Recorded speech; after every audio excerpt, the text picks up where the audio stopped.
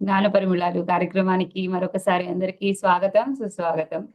ఈ కార్యక్రమానికి ఈరోజు మనకి అతిథిగా విచ్చారు షేక్ అహ్మద్ బాషా గారు. జన్మతః ముస్లిం అయినప్పటికీ వారు ఎంతో ఆచరణతో భగవద్గీత గానివ్వండి, ఎంతో అద్భుతంగా వారు చెప్తూ ఉంటారు అందరికీ. వారి ధ్యాన సాధనకి ముందు, ధ్యాన సాధన తర్వాత వారిలో వచ్చినటువంటి విశేషమైన మార్పులు, వారు ఏ లాభాలైతే పొందారో వాటిని అందరికీ పంచుతూ ఎంతో అద్భుతంగా ధ్యాన ప్రచారం చేస్తున్నారు. మరి ఈరోజు వారి ద్వారా వారి జ్ఞానాన్ని తీసుకుందాం అందరం. Welcome sir. నమస్తే. నమస్తే అండి. Please continue sir. ఓకే అండి.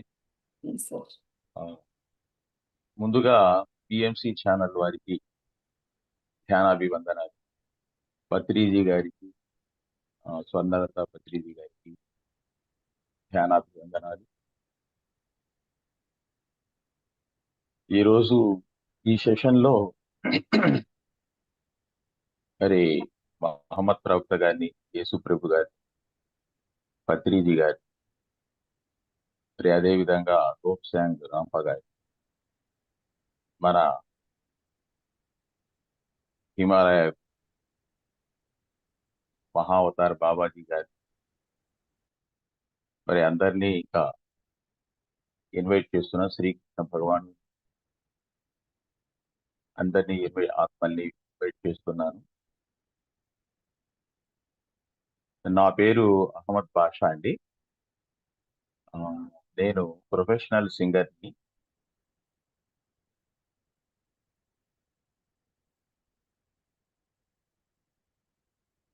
తర్వాత నేను అంతకుముందు అరబిక్ ట్రెడిషనల్ డ్రెస్లో ఉండేవాడిని. పెద్ద గడ్డం, టోపీ, అరబిక్ స్పీచెస్ ఇస్తూ జిల్లా స్థాయిలో, అదేవిధంగా రాష్ట్ర స్థాయిలో స్పీచెస్ ఇస్తూ ఉండేవాడిని. అయితే నమాజ్ చదువుతూ ఉంటున్న 5 పూటలు నమాజ్ చదువుతూ మరి ఆ విధంగా ఉండేవాడిని. నాకెందుకో ఇంతకంటే ఇంకా ఏదో తెలుసుకోవాలి, ఒక మంచి జ్ఞానాన్ని అని నాకు అనిపించి అన్వేషణ మొదలుపెట్టాను. యూట్యూబ్లో అన్వేషణ మొదలుపెట్టి ఆధ్యాత్మికమైనటువంటి స్పీచెస్ చాలా మంది గురువులు వింటూ ఉన్నాను. ఆ ఉన్న తరుణంలో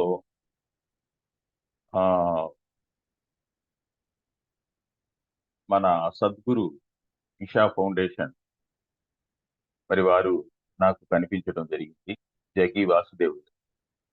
మరి వారి వీడియోస్ చూస్తున్నప్పుడు ఈయన చాలా ఇంటెలెక్చువల్ గా మాట్లాడు, ఈయన మంచి గురువులా ఉన్నారని చెప్పేసి ఆయన వీడియోస్ వింటూ ఉన్నప్పుడు అదే సిమిలారిటీ వీడియోస్ మన పిఎంసి ఛానల్ నుంచి పిఎస్ఎస్ఎం వాళ్ళ ఇది పత్రి సారు కనిపించడం జరిగింది. అది 2018 సంవత్సరం. ఆ పిఎంసి ఛానల్లో మన పత్రిజీ గారిని చూడటం ఫస్ట్ టైం, ఆయన మాటలు వినటం, నా ఆత్మ నిజంగా పులకరించిపోయింది. నేను ఎలాంటి జ్ఞానాన్ని అయితే పొందాలని అనుకుంటున్నానో అలాంటి జ్ఞానాన్ని పత్రిజీ ఆయన మాటల్లో నేను ఫస్ట్ టైం విని చాలా ఆనందించాను. ఆ తర్వాత నేను అనుకున్నాను, ఇతను నిజమైన గురువు అని. అక్కడి నుంచి ఆ పత్రిజీ గారి వీడియోస్ చాలా వరకు చూస్తూ ఇక నేను కూడా పిరమిడ్ మాస్టర్ని, నేను ధ్యానం చేయాలి, అవ్వాలి అనేటువంటి ఉద్దేశం కలిగింది. చిలకలూరిపేటలో మాకు తెలిసిన వాళ్ళు ఎవరన్నా ఉన్నారా, ఈ పిరమిడ్ తెలిసిన వాడు ఉన్నారా అని అన్వేషించాను. అన్వేషించి అట్లా ఒక మేడం గారు పరిచయం అయ్యారు. సుజాత, రజని మేడం ఇద్దరు ఉన్నారు. వీళ్ళు ఇక్కడ ఎక్కువగా ఈ ధ్యానాలు, క్లాసులు నిర్వహిస్తూ ఉంటారు. వాళ్ళ దగ్గరికి వెళ్తే వాళ్ళు ఫస్ట్ టైం సుజాత మేడం గారు 5 నిమిషాలు వాళ్ళ ఇంట్లోనే పైన పిరమిడ్ ఉంది, కూర్చోబెట్టారు. ఇక అక్కడి నుంచి మొదలైంది నా పిరమిడ్ మెడిటేషన్ జీవితం. అక్కడ నుంచి మెడిటేషన్ చేస్తూ జన్మ జన్మల కర్మలు మన రాజు గారి పాలెం మాటూరు దగ్గర పుస్తకం చదివాను. చాలా అద్భుతంగా అనిపించింది. చాలా మెరాకిల్స్ చేశారు ఆయన. ఓ, ఇది అద్భుతంగా ఉంది. ఏమిటి ఇలాంటి మెరాకిల్స్ ఈ రోజుల్లో చేసేవాళ్ళు ఉన్నారా? ధ్యానంలో ఇంత మెరాకిల్ చేస్తారా? అలా అనిపించింది.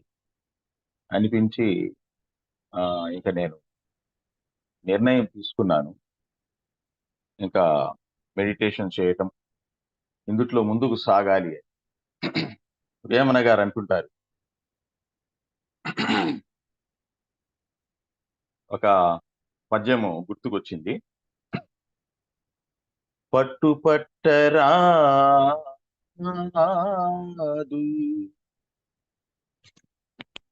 పట్టుపట్టరాదు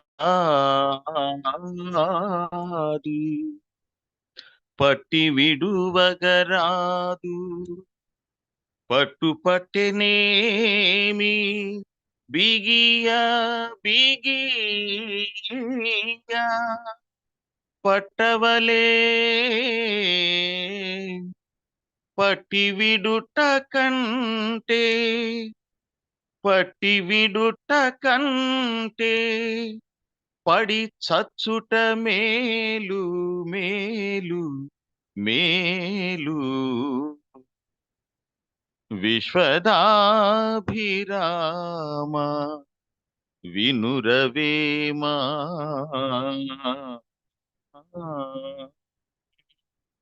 మరి అప్పుడు పట్టుపట్టాను, ఈ ధ్యానం చేయాలి, ఇందుట్లో మనకు ముక్తి మోక్షము నిర్వాణము అంతా నాలెడ్జ్ ఇందుట్లోనే ఉంది అని గట్టిగా నమ్మేసి ఇక అక్కడి నుంచి దీంట్లో నిరంతరం కొనసాగుతూ ఉన్నాను. నన్ను ఈ ప్లాట్ఫామ్ పిఎస్ఎస్ఎం ప్లాట్ఫామ్ ముస్లిం అయినప్పటికీ నన్ను ఆహ్వానించటం జరిగింది, నన్ను గౌరవించటం జరిగింది. ఎందుకంటే పత్రిజీ గారు చెప్పారు, ప్రతి ముస్లిము హిందూ క్రైస్తవుల దగ్గర నుంచి నేర్చుకోవాలి, ప్రతి క్రైస్తవుడు హిందూ ముస్లింల దగ్గర నుంచి నేర్చుకోవాలి, ప్రతి హిందువు ముస్లింల దగ్గర నుంచి క్రైస్తవుల దగ్గర నుంచి నేర్చుకోవాలి, ఈస్ట్ వాళ్ళు వెస్ట్ వాళ్ళ దగ్గర నుంచి నేర్చుకోవాలి, వెస్ట్ వాళ్ళు ఈస్ట్ వాళ్ళ దగ్గర నుంచి నేర్చుకోవాలి. సో ఇదే సజ్జన సాంగత్యం. ఇలాంటి సజ్జన సాంగత్యము వలన ఎంతో లాభం ఉంది. అదే విధంగా నేను బేసికల్ గా ప్రొఫెషనల్ సింగర్ కాబట్టి ఆ ఒక 4-5 శ్లోకాలు భగవద్గీత నేర్చుకున్న అప్పట్లో. గుంటూరుకి పత్రి సార్ వచ్చినప్పుడు ఆయనతో కూడా నేను కలవటం జరిగింది. ఆయన ముందు భగవద్గీత పాడటం జరిగింది. ఆయనతో పాటు ఫోటో తీసుకునే భాగ్యం కూడా కలిగింది. భగవద్గీతలో ఒక శ్లోకము చెప్పిన తర్వాత మనం సెషన్ లో ఇంకాస్త ముందుకెళ్దాం. ఉద్ధరేదాత్మనాత్మానం నాత్మానమవసాదయే ఆత్మైవ హ్యాత్మనో బంధుః ఆత్మైవ రిపురాత్మనః ఆ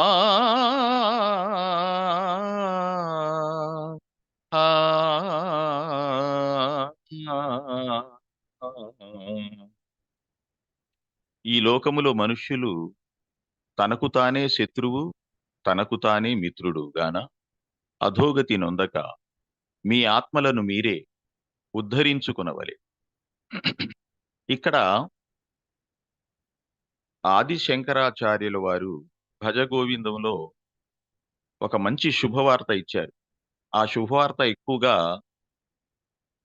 మన పిఎస్ఎస్ఎం పిరమిడ్ మాస్టర్లకు బాగా షూట్ అవుతుంది. అది ఒకసారి ఆ శుభవార్త ఏదో మనం తెలుసుకుందాం. అదేమిటంటే, భగవద్గీత కించిదధీత గంగాజల లవ కణికా పీత సకృదపి ఏన మురారీ సమర్చ క్రియతే తస్య యమోపి న చర్చ. అంటే దీని అర్థము, భగవద్గీత కొద్దిగైనా అధ్యయనం చేస్తే, భగవద్గీతను కొద్దిగైనా అధ్యాయం చేస్తే, గంగాజల లవ కణికా పీత, ఆ ఆకాశ గంగ, అంటే మనము గంగా అంటే గంగాజలం తీసుకొని తాగటం అని కాదు ఇక్కడ అర్థం. ఆకాశ గంగ అంటే మనం ధ్యానములో కాస్మిక్ ఎనర్జీ, విశ్వమయ ప్రాణశక్తి ధ్యానం చేసేటప్పుడు మన బ్రహ్మరంధ్రం గుండా మన శరీరంలోకి వచ్చి 2,72,000 నాడులు లోపల బ్లాక్స్ ఉన్నాయన్ని క్లియర్ చేస్తుంది అని మనము విని ఉన్నాం. అలాంటి ఆ విశ్వమయ ప్రాణశక్తి కొద్దిగైనా మనం సేవించి ఉంటే, గంగాజల లవ కణిక పీత సకృదపి ఏన మురారి సమర్చ. మురారి అంటే ఒక మంచి జ్ఞానము కలిగినటువంటి, పాండిత్యము ఉన్నటువంటి ఒక సజ్జనుడు. సకృదపి ఏన మురారి సమర్చ అంటే అలాంటి సజ్జనులతోటి మనం సాంగత్యం కొద్దిగన్నా చేసి ఉంటే, తర్వాత క్రియతే తస్య యమోపీన చర్చ, అటువంటి వాళ్లకు పైలోకానికి, మనం చనిపోయిన తర్వాత పైలోకానికి వెళ్ళిన తర్వాత అక్కడ మనకు చర్చ ఉండదు. అంటే కొద్దిగా భగవద్గీత మనము తెలుసుకున్నా, కొద్దిగైనా గంగాజల ఆ ఆకాశ గంగని సేవించినా, కొద్దిగైనా సరే మనం సజ్జన సాంగత్యము జరిపితే, ఈ 3 జనరల్ గా పిరమిడ్ మాస్టర్స్ జరుపుతూ ఉంటారు, మన అందరికీ తెలిసిందే. మరి ఇలాంటి ఈ 3 చేసిన వాళ్ళకి చనిపోయి అక్కడికి వెళ్ళిన తర్వాత అక్కడ చర్చ జరుగుతా ఉంటుంది. ఏమని చెప్పి వెళ్ళావు నువ్వు భూలోకంలో, ఏమేం చేస్తానని చెప్పి వెళ్ళావు, అక్కడికి వెళ్ళి నువ్వు ఏం చేశావు. మరి మనం అందరం అక్కడ సోల్ కాంట్రాక్ట్ తీసుకొని అక్కడ ఉన్నటువంటి ఏంజల్స్ ఎగ్జిక్యూటివ్ బాడీ తోటి ఎక్కడ పుట్టాలి, ఏం చేయాలి, ఎంత ప్రారబ్ధపు కర్మ తీసుకోవాలి, మరి ఎలాంటి ఆగామి కర్మలు చేయాలి, ఇవన్నీ మనం అంతా ప్లాన్ చేసుకొని వస్తాము. ఎప్పుడైతే ఈ భూలోకంలో పుట్టామో ఆ జ్ఞానం మొత్తము, ఆ ప్లానింగ్ మొత్తం కూడాను మర్చిపోతుంటాం. మర్చిపోతేనే కదా ఈ నాటకము ఆ సరిగా సాగుతుంది అనేది. మర్చిపోయి మనం ఏదో చేయాల్సింది చేయకుండా ఏదేదో చేసి అక్కడికి వెళ్తాం.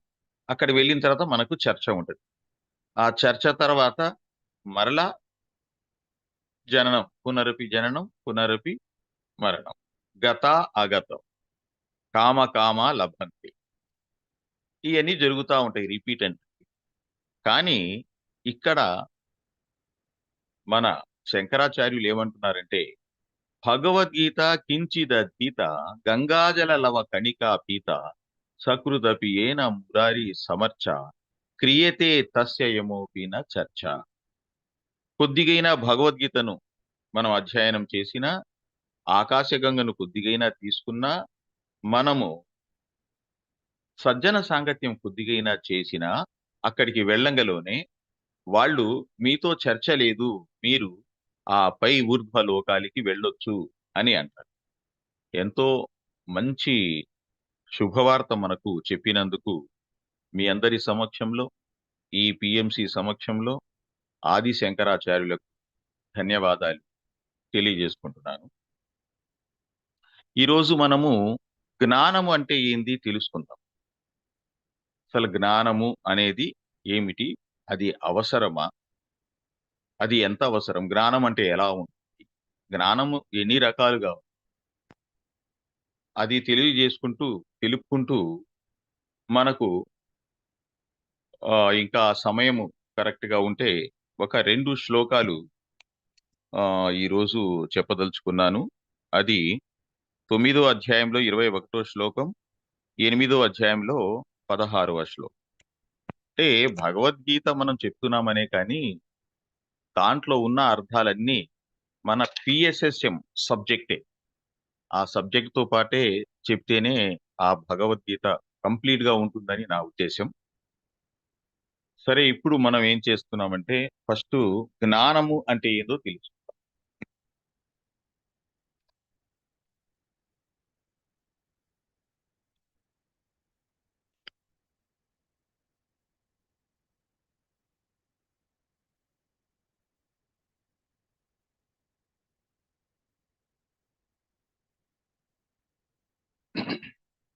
జ్ఞానము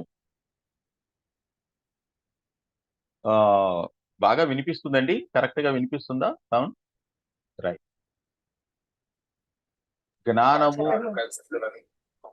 అన్ని శరీరాలకి సంపూర్ణంగా ఎస్ సార్, చక్కగా వినిపిస్తుంది, కంటిన్యూ చేయండి. కోరుకున్నాం. అంటే నేను మాట్లాడింది వల్ల మీకు రిపీట్ అవుతున్నట్టుగా ఉంటే అది లేదు సార్, స్టార్ట్ అయిందా? బాగుంది. సరే. ఉమ్. జ్ఞానము అంటే ఏమిటి?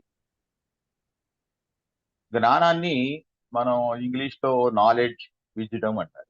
కానీ మన పిఎస్ఎస్ఎం సబ్జెక్టులో ముఖ్యంగా జ్ఞానం అంటే ఎన్లైటన్మెంట్. జ్ఞానము రెండవది అజ్ఞానం. మూడో పాయింట్ దాంట్లో సుజ్ఞానం. నాలుగవ పాయింట్ మనం తెలుసుకోవాల్సింది ప్రజ్ఞానం. అంటే జ్ఞానము, అజ్ఞానము, సుజ్ఞానము, ప్రజ్ఞానం. వీటిలో కొన్ని స్టేజెస్ ఉన్నాయి. జ్ఞానం, జ్ఞానము ఉన్న వాళ్ళను జ్ఞాని అంటాం. జ్ఞానము లేని వాళ్ళను అజ్ఞాని అంటారు. జ్ఞానం అంటే నిజంగా ఏమిటి అంటే పరలోకాలు ఉన్నాయి, పైన స్వర్గం నరకం ఉంది. ఆత్మ సిద్ధాంతం, పునర్జన్మ సిద్ధాంతం, కర్మ సిద్ధాంతం ఇవన్నీ ఉన్నాయి అని నమ్మటమే జ్ఞానం. ఇవేమి లేవు అంటే అతను అజ్ఞాని. నిజానికి జ్ఞానము ఉన్నవాడికి జ్ఞానము లేని వాడికి తేడా ఏమిటంటే పరలోకాలు ఉన్నాయి, మనం పరలోకం నుంచి ఇక్కడికి వచ్చాము. ఈ జీవనం సాగిన తర్వాత, చనిపోయిన తర్వాత ఇంకా జీవితము ఉంది. పై లోకాలకు మళ్ళా ఎక్కడి నుంచి వచ్చామో అక్కడికి మళ్ళా మన లోకానికి మనం చేరుకుంటాము. ఇక్కడ ఈ విషయంలో ఒక చిన్న విషయం కూడా తెలియపరుచు. అది పరలోకం నుంచి వచ్చామంటున్నాం. ఎక్కడికి? ఇహలోకానికి. యాక్చువల్ గా అయితే మనకు ఇహలోకం అదే, ఇదే పరలోకం. జస్ట్ ఇక్కడికి వచ్చి పోతుంటాం. మన నేటివ్ ప్లేస్ అదే. ప్రతి ఒక్కళ్ళకి నేటివ్ ప్లేస్ ఏంటి అంటే ఆ మహాపరిశూన్యమే మన నేటివ్ ప్లేస్. మన నేటివ్ ప్లేస్ మనం మహాపరిశూన్యం నుంచి వచ్చాం. ఇక్కడ పరలోకం అంటే భూలోకమే. కాకపోతే మనకు నాలెడ్జ్ కొద్దిగా అందరికీ అర్థం అవటం కోసం మనం ఇక్కడ ఉన్నాం కాబట్టి ఇది ఇహలోకం అంటున్నాము. పరలోకానికి మనం వెళ్తామని అనుకుంటున్నాం. ఓకే, మనకు అర్థం అవటం కోసం ఎలా అయినా చెప్పుకోవచ్చు. బట్ వాస్తవానికి ఏంటంటే విషయం అది. మనము పరలోకాలు ఉన్నాయని నమ్మితే జ్ఞానం, అది నిజమైన జ్ఞానం. లెవ్వని అనేవాళ్ళు అజ్ఞానులు. వాళ్ళకి వేరే జ్ఞానం ఉండొచ్చు, సైన్స్ నాలెడ్జ్ ఉండొచ్చు, ఇంకా వేరే వేరే నాలెడ్జ్ ఉండొచ్చు. కానీ పరలోకం ఉంది, పరలోకాల్లో ఊర్ధ్వలోకాలు ఉన్నాయి, అక్కడ స్వర్గము నరకము ఆకాశిక రికార్డ్స్ అవన్నీ ఉన్నాయి అని నమ్మటమే నిజమైనటువంటి జ్ఞానం అని మన పిఎస్ఎస్ఎం సబ్జెక్ట్. అందరి సబ్జెక్టు కూడా అందరూ దీని గురించే చెప్పారు. చాలా సంస్థలు ఉన్నాయి ఇలాంటి చెప్పేది. కాకపోతే పిఎస్ఎస్ఎం కూడా అదే పని చేస్తుంది అన్నారు బద్రీ సార్. సరే, ఇందుట్లో అది ఉంది అని నమ్మిన వాళ్ళని ఆస్తికులు అంటారు. అవి ఏమి లేవు, మరణంతో పాటు ఈ జీవితం క్లోజ్, ఇంకేమీ లేదు అనే వాళ్ళని నాస్తికులు అంటారు. అంటే ఆస్తికులకి జ్ఞానానికి కొంత మ్యాచింగ్ ఉంది. అంటే ఆస్తికులు, ఆస్తి అంటే ఏంటి, ఆస్తికులు అంటే ఏంటి? ఆస్తికులు, ఆస్తి అంటే ఉన్నది, అంటే ఉన్నది అని నమ్మటాన్నే ఆస్తికులు అంటారు. నాస్తి అంటే లేదు, ఏమి లేదు. సో ఆస్తి అంటే అర్థము ఉన్నది అని. ఆస్తికులు అంటే ప్రతిదీ ఉంది, ఇవన్నీ ఉన్నాయి అని నమ్మే వాళ్ళని ఆస్తికులు అంటారు. ఏమీ లేవు అని నమ్మని వాళ్ళని నాస్తికులు అని అంటారు. ఇక తర్వాత ఆస్తికులకి జ్ఞానులకి కొద్దిగా తేడా ఉంటుంది. ఇది గమనించాలి. ప్రతి ఒక్కళ్ళు సరే దేవుడు ఉన్నారనే వాళ్ళందరూ ఆస్తికులే, కానీ జ్ఞానుల వాళ్ళంతా అంటే ఇక్కడ చిన్న డిఫరెన్స్ ఉంది. ఆస్తికులు దేవుడు ఉన్నారని నమ్ముతారు, కానీ వాళ్ళ ఇంట్లో ఎవరన్నా చనిపోతే ఏడుస్తారు, చనిపోబోతుంటే ఎవరినన్నా రక్షించమని చెప్తారు. లేకపోతే వెంకటేశ్వర స్వామి దగ్గరికి వెళ్ళారు, వెంకటేశ్వర స్వామి మా అమ్మ చనిపోతుంది అని. పత్రిజీ ఏమంటున్నారంటే ఆ వెంకటేశ్వర స్వామి పకపక నవ్వుతాడు అప్పుడు. ఎందుకంటే మనము ఇహలోకంలో ఉండి ఈ మాయలో, ఈ నాటకంలో ఉండి ఇలా ఆలోచిస్తే మనకంతా మాయగా అయోమయంగా ఉంది. మనం ఎప్పుడైతే దివ్యాత్మలం, మనం అక్కడి నుంచి వచ్చాము, ఇక్కడ ఒక నాటకము ఆడటానికి ఇది ఒక నాటక రంగము అని ఎప్పుడైతే అనుకున్నామో, మన మన తల్లిదండ్రులు కాదు, మన కొడుకులు కాదు, వాళ్ళు మనలాగా ఈ భూలోకంలో మానవ అనుభవాలు పొందటానికి వచ్చిన వాళ్ళు అని ఎప్పుడైతే తెలిసిందో, వాళ్ళ యాత్ర, భూలోక యాత్ర ముగిసిన తర్వాత మళ్ళా వెళ్తారు, మరలా వస్తుంటారు. ఎట్లా అయితే భగవద్గీతలో భగవంతుడు శ్రీకృష్ణ భగవానుడు చెప్పాడు, జాతస్య హి ధ్రువో మృత్యుః ధ్రువం జన్మ మృతస్య చ తస్మాద్ పరిహార్యేర్థే నత్వం శోచితుమర్హసి నత్వం శోచితుమర్హసి. పుట్టిన వానికి మరణము తప్పదు, మరణించిన వానికి జన్మము తప్పదు. అనివార్యమగు ఈ కాలచక్రమును గుర్చి శోకింపత.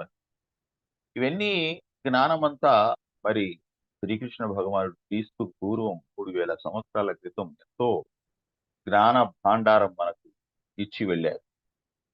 ఆ తర్వాత ఎంతో మంది మహనీయులు వచ్చారు. యేసు ప్రభు గారు బైబిల్, దాని తర్వాత 1450 సంవత్సరాల క్రితం మహమ్మద్ ప్రవక్త ఖురాన్ అనే గ్రంథం ఇచ్చారు. సరే, మనం చెప్పుకుంటాం, మళ్ళా వేరే టాపిక్ లోకి వెళ్తున్నాము. సో ఇక్కడ ఆస్తికులు ఏంటంటే దేవుడు ఉన్నాడని అనుకుంటాము, మరలా వాళ్ళ అమ్మ చనిపోతూ ఉంటే వెంకటేశ్వర స్వామి మా అమ్మని కాపాడు, మా అమ్మ చనిపోతుంది అని అంటున్నాడు. అప్పుడు ఆ పైన ఉన్నటువంటి దేవుళ్ళు ఏమంటారంటే, నువ్వే దేవుడివి, మీ అమ్మ కూడా దేవుడే. అసలు అదే నువ్వే దేవుడు అన్నది మర్చిపోయావు, మీ అమ్మ దేవుడు అనేటువంటి మర్చిపోయావు. నిజానికి ఆమె చనిపోవట్లేదు, అది కూడా అబద్ధమే. చనిపోవటం అంటే ఆత్మకి మరణము లేదు, బాడీకే మరణం ఉంది. నిజానికి ఆమె మీ అమ్మ పాత్ర అంతే. నిజంగా అమ్మా నాన్నలు ఆత్మలకు ఉండవు. ఆత్మ అది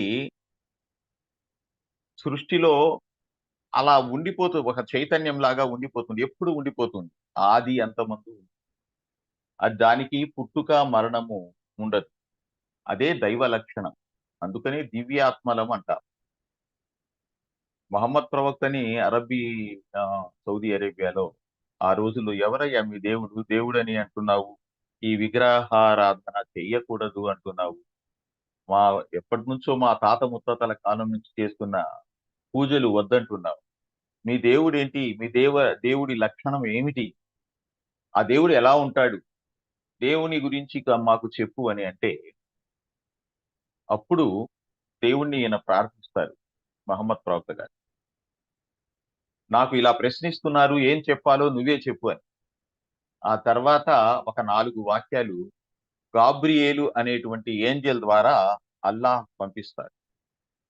ఆ వాక్యాలు ఏంటంటే, కుల్ హువల్లాహు అహద్ ఒక వాక్యం, అల్లాహు సమద్, లం యలిద్ వలం యూలద్ వలం యకుల్ లహు కుఫువన్ అహద్. ఈ 4 వాక్యాలు చెప్పు నా గురించి అన్నాడు. అంటే ఇక్కడ ఆత్మ గురించి బాగా చక్కగా చెప్పాడు.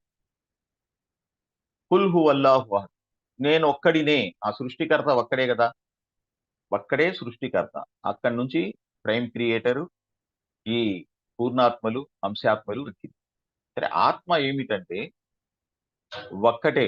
ఆత్మ తలుచుకుంటే ఏదైనా చేయగలుగుతుంది. ఈ సృష్టి మొత్తము తలుచుకుంటేనే జరిగింది. మనము సృష్టిస్తే ఆటోమేటిక్ గా అంత సృష్టి జరుగుతుంది. నేను ఈ రోజు పిఎంసి ఛానల్లో ఈ టైంలో కూర్చోవాలని నేను అనుకున్నాను. మీరు పిలిచారు. ఇదంతా సృష్టి జరిగింది. మీరు అనుకున్నట్టు నేను కూర్చున్నాను, నేను అనుకున్నట్టు మాట్లాడుతున్నాను. సో ఇట్లా మనం ఏదైతే సంకల్పం చేసుకుంటామో అది సృష్టి జరుగుతూ ఉంటుంది. సృష్టి అంతా అలాగే జరిగింది.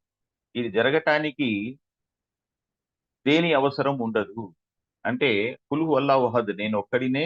అల్లాహు సమద్, నాకు దేని అవసరము ఉండదు. అయిపోమంటే అయిపోతాం.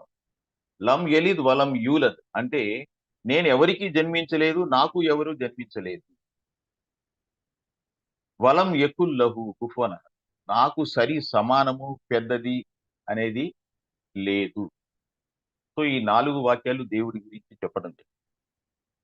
అంటే ఇక్కడ అహం బ్రహ్మాస్మి తత్వం, అన్నింట్లో నేనున్నాను, నేను అన్నిట్లో ఉన్నాను అనేటువంటిది కూడాను మనకి ఇక్కడ తెలుస్తుంది. ఎవరు ఎక్కువ తక్కువ కాదు, చైతన్యం అనేది ఒకటే. ఇక్కడ మనము ఈ విషయాలన్నీ పైలోకంలో ఉన్నప్పుడు మనకందరికీ తెలుసు. మీకు, నాకు, అందరికి పైలోకంలో మనము దేవుళ్ళమే. కానీ క్రింది లోకానికి వచ్చినప్పుడే ఇవన్నీ మర్చిపోతాం. అది గుర్తు చేయటం కోసమే ఎంతో మంది ప్రవక్తలు, ఎంతో మంది పుణ్యాత్ములు, మహర్షులు, బ్రహ్మర్షులు జ్ఞాపకం చేయటం వాళ్ళ వంతు. మర్చిపోవటం మామూలుగా ఈ ఆట యొక్క ముఖ్యమైన ధ్యేయం. దీని మీద అందరూ చెప్పారు, చాలా మంది వచ్చారు చెప్పడానికి. భగవద్గీతలో కూడా ఒక శ్లోకం, అదేమిటంటే పరిత్రాణాయ సాధూనాం వినాశాయ చ దుష్కృతా ధర్మ సంస్థాపనార్థాయ సంభవామి యుగే యుగే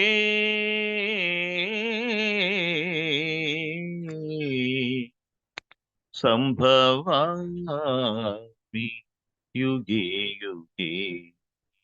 ఎప్పుడైతే అధర్మము, అన్యాయాలు, దుర్మార్గాలు, దురాగతాలు ఈ భూమిపై ఎక్కువ అవుతాయో అప్పుడు నేను పుణ్య పురుషుల్ని అక్కడికి పంపింపజేసి ధర్మ సంస్థాపన గావించుకున్నాను. ఇదే మాట 1,24,000 మంది ఈ భూమిపై వచ్చారని మహమ్మద్ ప్రవక్త గారు 1450వ సంవత్సరంలో చెప్పి ఉంది. అయితే మనకి ఈ మధ్య PSSM లో 1,44,000 మంది లైట్ వర్కర్స్ పనిచేస్తున్నారు. ఆయన చెప్పింది అప్పుడు 1450 సంవత్సరాల క్రితం 1,24,000. ఇప్పుడు 44,000 మంది, 1,44,000 మంది అంటే 20,000 మంది మనకు డిఫరెన్స్ కనిపిస్తుంది. పెరిగితే పెరిగి ఉండొచ్చు. ఇంకా ఆ ఎంతో మంది ఇంకా స్పేస్ షిప్ లో, నక్షత్ర మిత్రుల్లో ప్లేడియన్స్ వచ్చి ఉన్నారు. వాళ్ళందరూ అసెన్షన్ పోర్టల్ మొన్న రిలీజ్ చేయడం జరిగింది. ఆగస్టు 21కి మన అందరం ఒక 20 నిమిషాలు మెడిటేషన్ విశ్వంగా మొత్తం విశ్వపరంగా అందరం చేసి ఉన్నాము. సో ఈ విధంగా ఇక్కడ ఏంటంటే ఎసెన్షన్, డిసెన్షన్ 2 మాటలు మనం తెలుసుకోవాలి.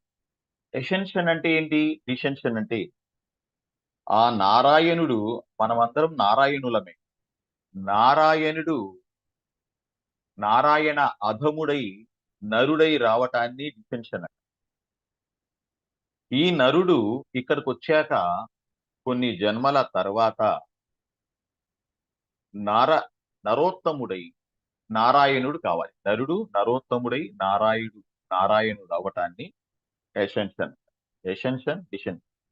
ఇలాంటి ఇప్పుడు ఇక్కడ మనం జ్ఞానము అజ్ఞానం గురించి తెలుసుకున్నాం. అయితే సుజ్ఞానం అంటే ఈ జ్ఞానము మనం బాగా తెలుసుకుని ఇతరులకు చక్కగా చెప్పటాన్ని ఇది సుజ్ఞానులు అంటారు. చెప్పే వాళ్ళను సుజ్ఞానులు అంటారు. ఆత్మ 2 పనులు చేస్తుంది కిందకు వచ్చిన తర్వాత. చాలా సింపుల్. 1 తెలుసుకోవటం, 2 తెలియపరచటం. సో మనం PSSM లో చాలా జ్ఞాన భాండారము ఉన్నది. ఎంతో అద్భుతమైనటువంటి జ్ఞానం. ఎందుకంటే మాస్టర్లందరి PSSM pyramid spiritual societies movement అన్ని సొసైటీస్ ని కలిపి ఒక ప్లాట్ఫామ్ మీద తీసుకొచ్చినటువంటి ఏకైక ప్లాట్ఫామ్ ఏమన్నా ఉంది అంటే అద్భుతమైన ప్లాట్ఫామ్ అదే PSSM. అందుకనే నేను ఇక్కడికి వచ్చి నేను మాట్లాడగలుగుతున్నాను. నా నుంచి కూడాను మీరు నాకు తెలిసిన జ్ఞానము పంచే అవకాశం వచ్చింది. ఈ జ్ఞానము నేను మసీదుల్లో చెప్పలేం, చర్చిల్లో చెప్పలేం, గుళ్ళల్లో చెప్పలేం.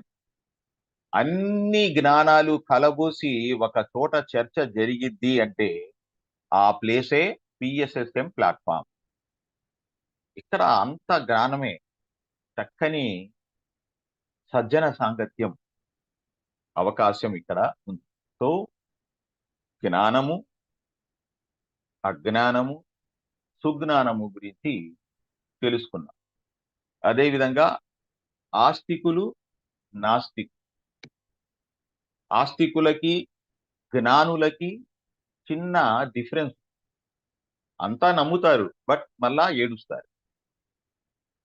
ఒక దివ్యాత్మ భూమి మీదకి వచ్చి ఏడుపు అనేదే ఉండదు. ఏమి జరిగినా అది మంచికే జరిగింది అనే తెలుసుకోవటమే జ్ఞానం. అదే ఆధ్యాత్మికత. దేని గురించి మనకి ఏడుపు? మన కుటుంబ సభ్యులు ఎవరు పోయినా వాళ్ళు వాళ్ళ ప్రణాళిక ప్రకారం వచ్చారు, వాళ్ళు వెళ్తున్నారు. అలాగే చూడాలి అని అంటే అది ఎంతో జ్ఞానము కలిగి ఉండాలి. ఆ జ్ఞానము అంత పవిత్రమైంది, జ్ఞానానికి సమానమైంది, పవిత్రమైంది ఇంకొకటి లేనే లేదు అని శ్రీకృష్ణ భగవానుడు క్లారిటీ ఇచ్చాడు. మనమందరం కూడాను చాలా మంది అంటుంటారు ఈ ఇహలోకంలో అన్నిటికంటే ముఖ్యమైనది ఏంది? అన్నిటికంటే ముఖ్యమైనది చాలా మంది డబ్బు ముఖ్యమైనది అంటారు. ధనం ఉంటే ఏదైనా చేయొచ్చు. కొంతమంది కాలము ముఖ్యమైనది, ఒక నిమిషం పోతే మళ్ళా రాదు, అది ఎంతో విలువైంది అని ఇక్కడ మాకు చక్కగా డిక్లేర్ చేసేసారు మన శ్రీకృష్ణ పరమాత్మ. అది ఏంటంటే నహి జ్ఞానేన సదృశం, నహి జ్ఞానేన సదృశం పవిత్రమిహ విద్యతే తస్వయం యోగ సంసిద్ధః కాలేనాత్మని విందతి.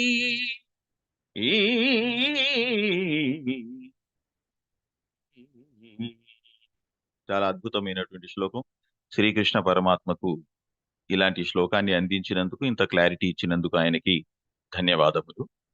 ఇక్కడ అర్థం ఏంటంటే నహి జ్ఞానేన సదృశం, నహి జ్ఞానేన సదృశం అంటే జ్ఞానానికి అర్జున జ్ఞానానికి సమానమైనది. నహి జ్ఞానేన సదృశం జ్ఞానముతో సమానమైనది. పవిత్రమిహ విద్యతే జ్ఞానముతో జ్ఞానము కంటే పవిత్రమైనది ఇంకొకటి ఈ భూలోకములో లేనే లేదు అర్జున. క్లారిటీ ఇచ్చేశారు. జ్ఞానముతో సమానమైనది, పవిత్రమైనది ఇంకొకటి లేనే లేదు. అదే టాప్. సో ఆ జ్ఞానాన్ని మనం ఎంత కావాలంటే అంత తీసుకోవచ్చు. ఆ జ్ఞానాన్ని ఎంత పొందుతూ ఉంటే బుద్ధి పెరుగుతూ ఉంటుంది. జ్ఞానము తగ్గుతూ ఉంటే మనసు మనపై ఆధిక్యత పెరుగుతుంది. సో ఇక్కడ మన మీటర్ ఏందో, మనం ఎక్కడ ఉన్నామో ఎలా ఉన్నామో మనం చెక్ చేసుకోవచ్చు.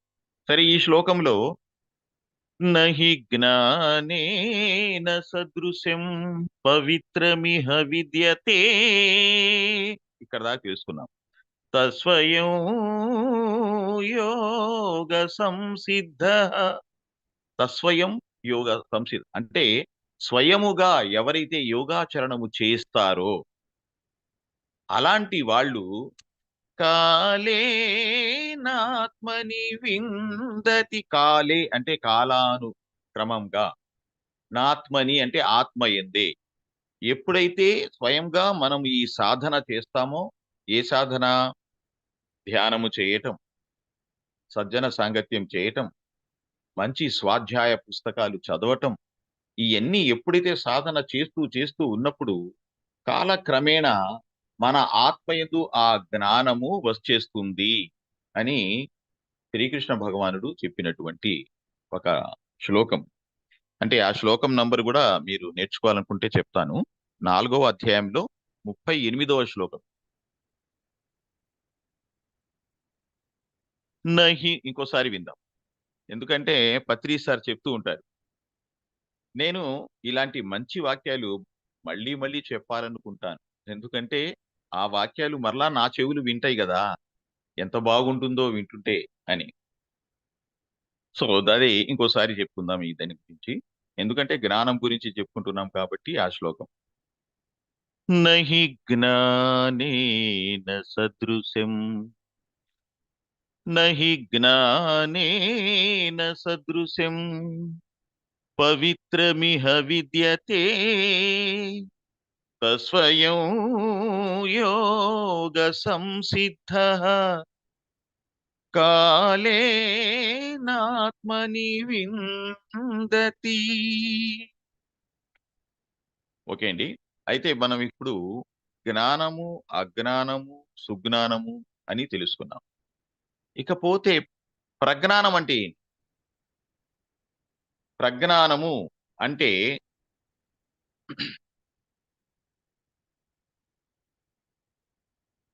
అందరిలో నేనున్నాను, నేను అందరిలో ఉన్నాను, మమాత్మ సర్వభూతాత్మ అని ఎప్పుడైతే తెలుసుకున్నామో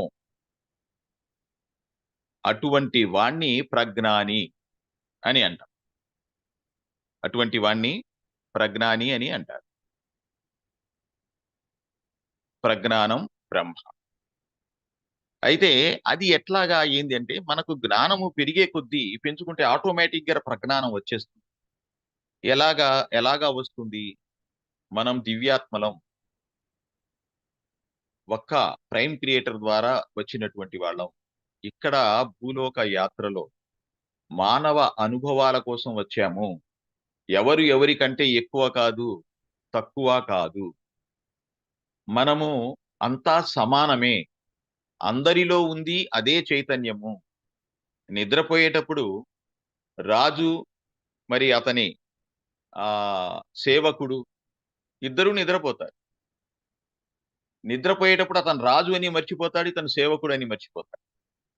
ఆడవాళ్ళు ఆడవాళ్ళనే సంగతి మర్చిపోతారు, తన పేరు మర్చిపోతారు, తన ఉనికి మర్చిపోతారు.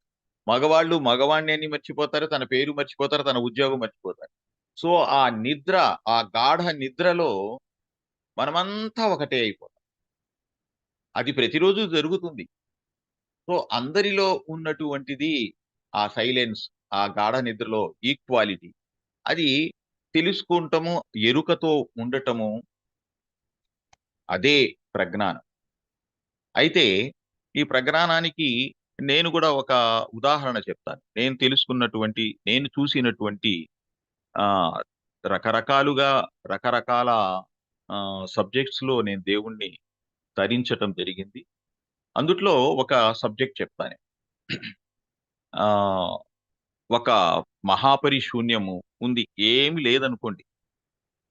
ఆ శూన్యములో ఆ ప్రైమ్ క్రియేటర్, ఆ సృష్టికర్త ఒక మంచి సంగీతం వినాలని అనుకున్నాడు అనుకోండి. ఆయన సంకల్పం అనంగలోనే ఒక మంచిగా పాడేవాడు సృష్టింపబడ్డాడు. దేవుడు సృష్టించాడు. ఆ దేవుడు పాడుతూ ఉంటే తబల కొట్టే దేవుణ్ణి సృష్టించాడు, గిటారా కొట్టే దేవుణ్ణి సృష్టించాడు, క్యాషియో వాయించే దేవుణ్ణి సృష్టించాడు, ఒక 100 మంది వయలెన్స్ ని సృష్టించాడు. అందరు దేవుళ్ళే, అందరు తయారైపోయారు అక్కడ. ఆయన పాడుతున్నాడు అద్భుతంగా, ఈయన వాయిస్తున్నాడు. మరి అద్భుతంగా ఆ సంగీతాన్ని ఆస్వాదించి చప్పట్లు కొట్టడానికి ప్రేక్షకులు కావాలిగా. అందుకని ఒక 1000 మంది దేవుళ్ళని ప్రేక్షకులుగా కూర్చోబెట్టారు. అక్కడ సౌండ్ సిస్టము, నేను ఇక్కడ మాట్లాడుతుంటే మీకు వినిపిస్తుంది, ఇది అందరికీ వినిపిస్తుంది. మొత్తము భూలోకం అంతా పోతుంది, ఇది రిలే అవుతుంది. మరి ఎలాగా? దానికి కావలసినటువంటి ఆ మాధ్యమం. సో ఇలాంటి అన్ని సృష్టించేసి ఇక మంచి సంగీతం పాడుతూ ఉంటే మ్యూజిక్ కొట్టేవాళ్ళు ఉన్నారు, పాడేవాడు ఉన్నాడు, చప్పట్లు కొట్టేవాళ్ళు ఉన్నారు. అంతా దేవుళ్ళే. మరి ఇందుట్లో ఎవరండి? పాడేవాడు గొప్పనా? మ్యూజిక్ కొట్టేవాడు గొప్పనా? విని చప్పట్లు కొట్టేవాళ్ళు గొప్పనా? ఎవరు గొప్ప? అంతా ఒకటే కదా. అంతా ఆయనే కావాలని సృష్టించుకున్నాడు. ఎప్పుడైతే ఈ జ్ఞానం వచ్చిందో, అంటే నేను పాడలేదే అనేటువంటి ఈర్ష్య పోతుంది. చప్పట్లు కొట్టే వాళ్ళలో సింగర్స్ ఉంటారు, నాకొస్తే అవకాశం బాగుంటుంది అనేది ఈర్ష్య ఈ జ్ఞానం వచ్చిన తర్వాత పోతుంది. ఎందుకు? ఎందుకంటే ఆయన నేను ఒకటే. ఆయన పాడుతుంటే నేను పాడినట్టే. అందుకని ఆయన సంతోషంగా ఆనందంతో చప్పట్లు కొడతాడు. ఈర్ష, కామ, క్రోధ, మద, మోహ, మాత్సర్యాలు ఈ అందుట్లో ఉండవు. సో ఇవన్నీ వెళ్ళిపోతాయి అన్నమాట. వెళ్ళిపోయి అహం బ్రహ్మాస్మి, మమాత్మ సర్వభూతాత్మ అనేటువంటి స్థితికి చేరుకుంటే ఆ జీవినే ప్రజ్ఞాని అని. సో మనం జ్ఞానం గురించి ఈ 4 విషయాలు తెలుసుకున్నాము. తెలుసుకున్నందుకు ధన్యవాదములు. మనకి ఇంకా ఒక 15 నిమిషాలు ఉంది. ఈ 15 నిమిషాల్లో 2 శ్లోకాలు చెప్పుకుందాం. మంచి అద్భుతమైన శ్లోకాలు, పత్రిజీ గారికి బాగా నచ్చినటువంటి శ్లోకాలు.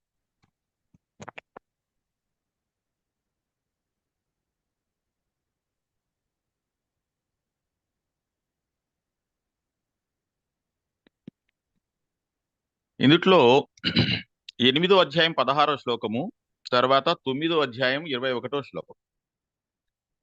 అయితే ఇక్కడ సీరియల్ మార్చారు మన పత్రిజీ గారు. ముందు 9వ అధ్యాయం 21వ శ్లోకం చెప్పారు, దాని తర్వాత 8వ అధ్యాయము 16వ శ్లోకం చెప్పారు.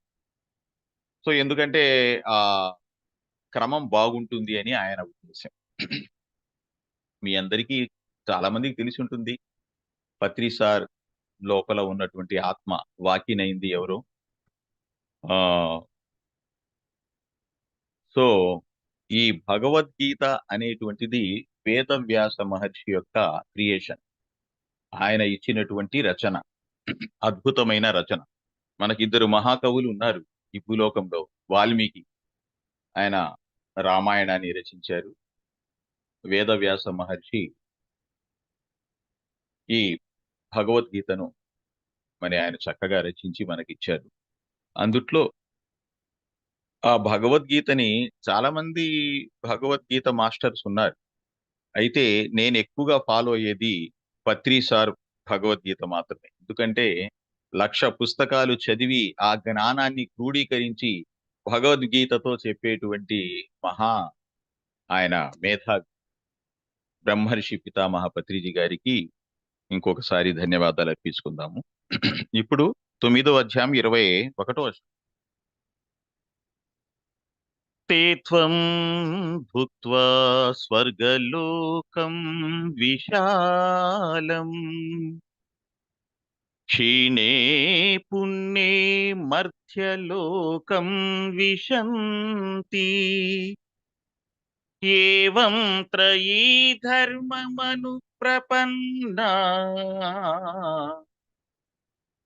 गतागतं కామకామా లభంతే. ఇది శ్లోకం. అద్భుతమైనటువంటి శ్లోకం ఇచ్చిన భగవానుడికి, శ్రీకృష్ణ భగవానుడికి ధన్యవాదాలు.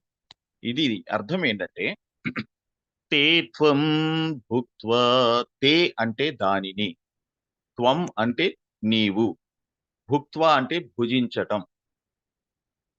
భుజించటము అంటే ఇక్కడ భుజించటం అంటే దాన్ని పొందటం,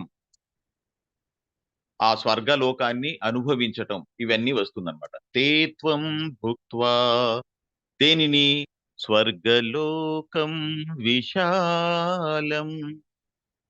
ఓహో, శ్రీకృష్ణ పరమాత్మ ఎంత చక్కగా ఒక విశాలమైనటువంటి ఆ స్వర్గలోకాన్ని నీవు అనుభవించిన తరువాత ఎంత విశాలమైనది అని మనకి ఇక్కడ క్లియరెన్స్ ఇస్తున్నారు.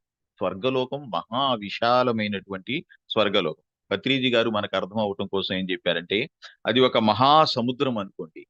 ఆ సముద్రంలో నేను చూపిస్తున్నటువంటి ఈ వేళ్ళు చూడండి, ఇది ఒక చిన్న బుట్ట లాంటిది ఈ భూలోకం. అంత మహా సముద్రంలో ఈ భూలోకం ఎంత, అందుట్లో మీ విశాఖపట్నం ఎంత, మా చిలకలూరిపేట ఎంత, మనం ఎంత. సో మన ఒక్కొక్కరి ప్రతి ఒక్కళ్ళకి ఆ విశాలమైనటువంటి ఆ మహాసముద్రం అంతా స్వర్గలోకం మనకిస్తారు. ఆ స్వర్గలోకంలో మనం వెళ్ళి దాన్ని అనుభవిస్తాం. అది ఇక్కడ చెప్పారు. తే త్వం భుక్త్వా స్వర్గలోకం విశాలం. ఆ విశాలమైన స్వర్గాన్ని నువ్వు పూజించిన తర్వాత క్షీణే పుణ్యే మర్త్యలోకం విశంతి. భూలోకంలో సంపాదించినటువంటి ఆ పుణ్యము క్షీణిస్తుంది. ఎప్పుడైతే ఆ స్వర్గ భోగ భాగ్యాలు అనుభవిస్తామో ఆ తెచ్చినటువంటి పుణ్యం క్షీణిస్తుంది. క్షీణే పుణ్యే, తర్వాత మర్త్యలోకం విశంతి. మర్త్యలోకం అంటే భూలోకం. భూలోకానికి రెండవ పేరు మర్త్యలోకం. అంటే మృత్యువు, జనన మరణాలు ఉండేటువంటి లోకము. ఈ లోకంలోకి రావాలి, మరలా వస్తారు ఇక్కడికి. ఇక్కడికి వచ్చిన తర్వాత ఏం చేస్తారు? ఏవం త్రయీ ధర్మమను ప్రపన్నా. ఇక్కడికి వచ్చిన తర్వాత త్రయీ ధర్మం అంటే 3 ధర్మాలు పాటించాల్సి ఉంటుంది అర్జున. ఆ 3 ధర్మాలు ఏమిటి? 1 శరీర ధర్మం, 2 కుటుంబ ధర్మం, 3 సామాజిక ధర్మము. ఈ 3 ధర్మాలు ఇక్కడ మనం పాటిస్తే మరలా మనకి పుణ్యం వస్తుంది. ఆ పుణ్యం కోసం మనం ఈ భూలోకానికి రావాలి, ఈ పాఠశాలకి రావాలి. ఈ పాఠశాలలో మరి శరీర ధర్మం అంటే ఏంది? శరీర ధర్మం మనం ఎందుకు పాటించాలి? ఈ శరీరం మనకి ఎలా వచ్చింది? చాలా మంది తల్లిదండ్రులు ఇచ్చారు అంటారు. తల్లిదండ్రులు ఇవ్వటానికి మన కంటిని తయారు చేయలేరు, రెటీనా తయారు చేయలేరు, మన చర్మం తయారు చేయలేరు, మన ఎముకలు తయారు చేయలేరు, మన రిప్రొడక్షన్ సిస్టమ్ తయారు చేయలేరు. వాళ్ళకి తెలియదు కూడా, ఎవరికి ఏం తెలియదు. మనం ఒక చోట అలా టచ్ చేస్తుంటే ఎవరో టచ్ చేశారు అనే సంకేతం బ్రెయిన్కి వెళ్ళటానికి ఎంతో నర్వస్ సిస్టము, నాడీ వ్యవస్థ పనిచేస్తుంది. మరి అదంతా ఎవరు తయారు చేస్తారు? మన తల్లిదండ్రులకి ఏమీ తెలియదు. మరి ఈ శరీరం మనకు ఎలా వచ్చింది? ఎవరు ఇచ్చారు? పత్రి సారు క్లియర్ గా చెప్తున్నారు, సత్యలోక వాసులు మనకి ఇచ్చినటువంటి గిఫ్ట్ ఈ శరీరం. ఈ సత్యలోక వాసుల్లో కూడాను కొందరు చర్మం తయారు చేసే స్పెషలిస్టులు ఉన్నారు, కొందరు బోన్స్ తయారు చేసే స్పెషలిస్టులు ఉన్నారు, కొంతమంది లివర్ తయారు చేసే వాళ్ళు, కొంతమంది కిడ్నీ తయారు, అలా ఒక్కొక్క అవయవం ఒక్కొక్క మాస్టర్ తయారు చేసేటువంటి స్పెషలిస్టులు ఉన్నారు. అందరూ కలిసి ఈ యొక్క శరీరాన్ని, మనిషిని తయారు చేశారు. తయారు చేసి ఆ బ్లూ ప్రింట్ చేసి తల్లి గర్భంలోకి ఇస్తే ఇక్కడ మనకు ఈ శరీరము వస్తుంది. సో ఇంత అద్భుతమైనటువంటి ఈ శరీరము ఎంత మెగా పవర్, ఎంత ఈ మన మెదడులో ఎంత కొన్ని వేల కోట్ల మెసేజ్లన్నీ మనం గుర్తు పెట్టుకుంటున్నాం, ఆ జ్ఞానాన్ని పొందుతున్నాం. మరి ఇలాంటి శరీరము మనకి ఇచ్చినప్పుడు ఈ శరీర ధర్మాన్ని పాటించాలి. ఏది తినాలో అదే తినాలి, ఏది తాగాలో అదే తాగాలి, ఎంత మాట్లాడాలో అంతే మాట్లాడాలి, ఎంత నిద్రపోవాలో రెస్ట్ ఇవ్వాలో అంతే నిద్రపోవాలి, రెస్ట్ ఇవ్వాలి, సక్రమంగా దాన్ని చూసుకోవాలి. అది శరీర ధర్మం. రెండవది కుటుంబ ధర్మం. ఈ కుటుంబ ధర్మంలో భార్య, భర్తలు, తల్లిదండ్రులు, పిల్లలు మరి అందరు ఉన్నారు. వాళ్ళకి తన ధర్మం ఏంటి, తన బాధ్యత ఏమిటి, బాధ్యతను వహించాలి. తల్లిదండ్రులను ఏ విధంగా గౌరవించాలి, మరి భార్య భర్త, భార్య అయితే భర్తని ఏ విధంగా గౌరవించాలి, పిల్లల్ని ఎలా చేయాలి, మరి ఇదంతా మనం ఆ కుటుంబంలో మనం ఉన్నప్పుడు ప్రతి ఒక్కడు వాడి పాత్ర బాధ్యతాయుతంగా మనం చేస్తున్నామా లేదా. తండ్రి అయితే తండ్రి పాత్ర, కొడుకు అయితే కొడుకు పాత్ర కరెక్ట్ గా ఉందా లేదా, బాగుంది అని అందరూ మెచ్చుకుంటారా లేదా అని మనం ఒకసారి సింహావలోకం చేసుకోవాలి, తెలుసుకోవాలి, ఆలోచించాలి, ఎరుకతో ఉండాలి. తర్వాత సామాజిక ధర్మం. సామాజిక ధర్మం ఈరోజు అంతా అంటే మనం నెగిటివ్ మాట్లాడటం కాదు, సామాజిక ధర్మం ఎవరు సరి అయినగా పాటించట్లేదు అని మనం చెప్పుకోవచ్చు. ఎందుకంటే ఇంట్లో కసురు మన పత్రిజీ గారి ఇంటి దగ్గర నుంచి మొదలు పెట్టారు. కసురు ఊడుస్తారు, ఎక్కడ పడితే అక్కడ పారేస్తారు. ఆ చెత్త ఎక్కడ పారేయాలో అక్కడే పారేయాలి. అలా రోడ్డు మీద ఎక్కడ పడితే అక్కడ పారేస్తే వచ్చే పోయే వాళ్ళకి ఎంత నష్టం జరుగుతుంది. అదే విధంగా హాస్పిటల్కి వెళ్తే ఒక 100 రూపాయల టెస్ట్ తో పోయేదానికి 1000 రూపాయల టెస్టులు కూడా రాసే వాళ్ళు ఉన్నారు కొంతమంది. మరి అలా రాసి మరి సామాజిక ధర్మం ఎక్కడ పాటిస్తున్నారు. ఏమైనా మనకు ఎలక్ట్రానిక్ గూడ్స్ రిపేర్కి వస్తే చిన్న 10 రూపాయలు 20 రూపాయలతో పోయేది 1000 రూపాయలు కూడా చెప్తారు. అలాగే ప్రతి దాంట్లో కల్తీ, ప్రతి దాంట్లో మోసం. మరి సామాజిక ధర్మం ఎక్కడ పోతుంది. అందుకనే ప్రతి ఒక్కళ్ళలో ఈ ధర్మము, ఈ జ్ఞానము రావాలి. పునర్జన్మ సిద్ధాంతము, కర్మ సిద్ధాంతం తెలియాలి. ఈ రెండు తెలియకపోతేనే ఈ అరాచకాలు, దుర్మార్గాలు పెరుగుతున్నాయి. ఈ రెండు బాగా అర్థం చేసుకుంటే ఎవరు తప్పు చెయ్యరు. దానికి సూత్రము ఇదే, దానికి మందు ఇదే, ఈ సామాజిక ధర్మం. ఏవం త్రయీ ధర్మమను ప్రపన్న. ఈ ధర్మాలు పాటించిన తర్వాత గతాగతం కామకామాలభంతే. గత అగతం, మళ్ళా అక్కడికి వెళ్తాము, ఆ స్వర్గలోకం అనుభవిస్తాం, మళ్ళా పుణ్యము క్షీణిస్తుంది, మళ్ళా కిందకి రావటం. అంటే క్షీణించంగలోనే మళ్ళా కోరిక కలుగుతుంది. కామ లభంతే, కామ అకామ, కోరిక కలగటం, ఆ కోరికను తీర్చుకోవడానికి వెళ్ళటం, మళ్ళా క్షీణించటం పుణ్యం, మళ్ళా కోరిక కలగటం రావటం. గత అగతం కామ లభంతే. ఈ శ్లోకంలో శ్రీకృష్ణ భగవానుడు చాలా వరకు మొత్తం క్లారిటీ ఇచ్చేశాడు. అయితే ఇంకా ఒక 5 నిమిషాలు ఉంది, ఇంకొక శ్లోకం చెప్పుకుందాం. మనం చెప్పుకున్నట్టు రెండవ శ్లోకం 8వ అధ్యాయం 16వ శ్లోకం అండి ఇది. ఆ బ్రహ్మ భువనాలోకాః పునరావర్తినోర్జున. ఆ బ్రహ్మ భువనాలోకాః పునరావర్తినోర్జున. మాముపేత్య తు కౌంతేయ పునర్జన్మ న విద్యతే.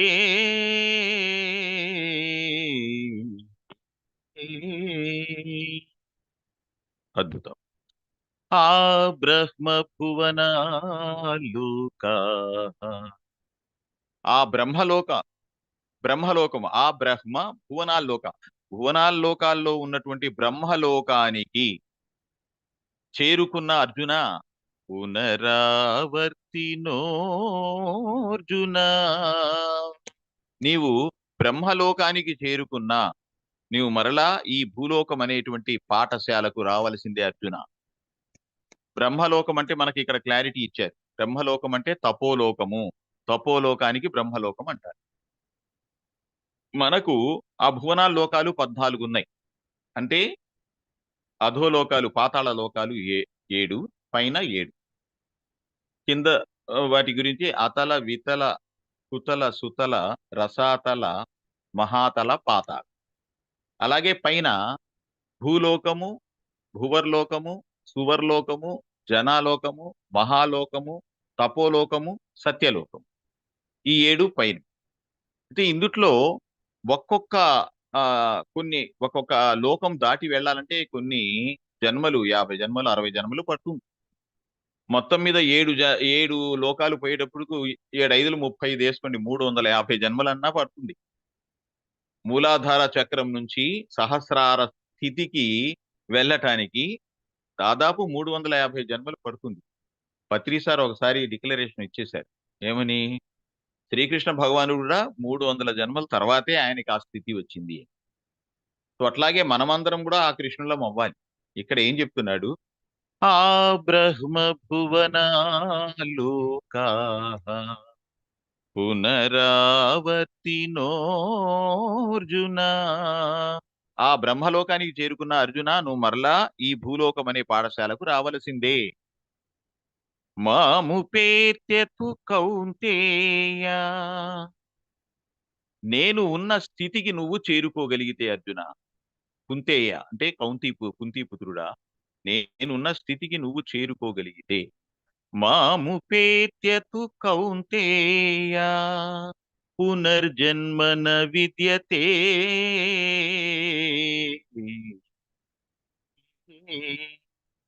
నీకింకా పునర్జన్మ ఉండదు.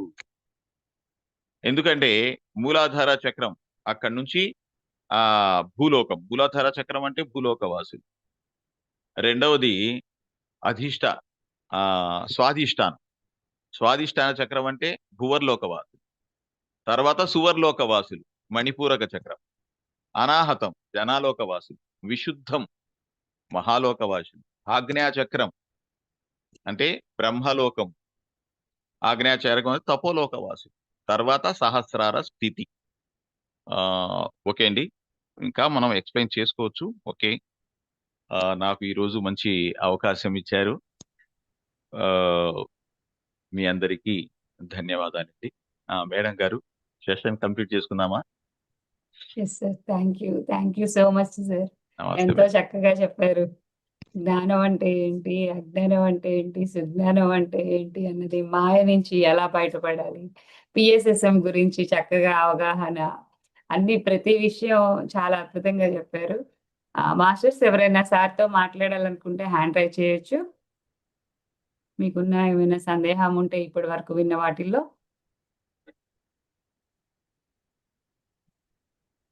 శ్రీకృష్ణ భగవాన్ వారి గురించి కూడా ఎంతో అద్భుతంగా చెప్పారు సార్. చాలా బాగుంది. Thank you so much sir. Masters మరి చూసారు కదండి ఇప్పటి వరకు. ఏకే రామ్ గారు మాట్లాడతారా సార్? అన్మ్యూట్ చేసుకోండి. ఏకే రామ్ గారు మిత్రులు. నా స్నేహితుడు అహ్మద్ బాషా గారు చాలా అద్భుతంగా చెప్పారు. నేను మొదటిసారి వినడం ఈ జ్ఞానాన్ని. చాలా బాగుంది. ముఖ్యంగా నాకు నచ్చింది ఏంటంటే, ఇహలోకం అసలు ఇది కాదు, అదే మన నేటివ్ ప్లేస్ అది కాబట్టి అదే ఇహలోకం. మనం ఇక్కడికే పరలోక వాసులం అని చెప్పడం నాకు చాలా ఒళ్ళు పులకరించింది. చాలా అద్భుతంగా అనిపించింది ఆ మాట. చాలా బాగుంది. అభినందనలు అహ్మద్ బాషా గారు, చాలా బాగా చెప్పినందుకు. Thank you sir. Thank you. భూమి అనే అద్భుతమైన పాఠశాలకి అందరూ దిగి వచ్చి నేర్చుకుంటారు అని చాలా సందర్భాల్లో పత్రి గారు చెప్పారండి. ఏది చేయాలన్నా మిగిలిన లోకాలలో మనకి అనుభూతి ఉంటుంది తప్ప ఈ అనుభవం ఉండదు. అది భూమి మీద అయితే మనం ఈ శరీరం తీసుకొని ఈ అనుభవంతో ఆ అనుభూతిని పొందుతాము. అందుకే శ్రీకృష్ణ భగవానుల వారు వచ్చినా, శ్రీరాముల వారు వచ్చినా, ఎవరు వచ్చినా కానీ అన్నది ఇక్కడ మనం జ్ఞప్తికి తెచ్చుకోవాలి.